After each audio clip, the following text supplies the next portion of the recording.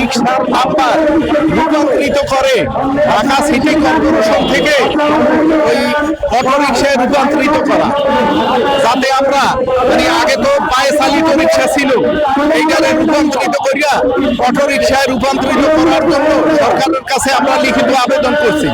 ওই আবেদনটারে আমাদের যাতে কার্যক্রম করিয়া সরকার যাতে আমাদেরকে অটোতে দেওয়া হয়, এই জন্য আমাদের এই মিটিং করা হয়েছে, যাতে আমরা অটো রিক্সায় চালাইতে পারি, সরকার আশ্বাস দিয়েছে।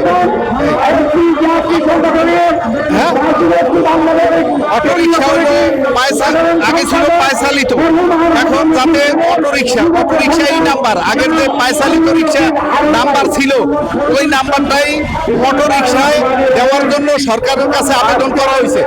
এইটা রূপান্তরিত করিয়া জানি অটো রিক্সা বানানো হয়, অটো রিক্সা দেওয়া হয়, এই আমাদের আবেদন।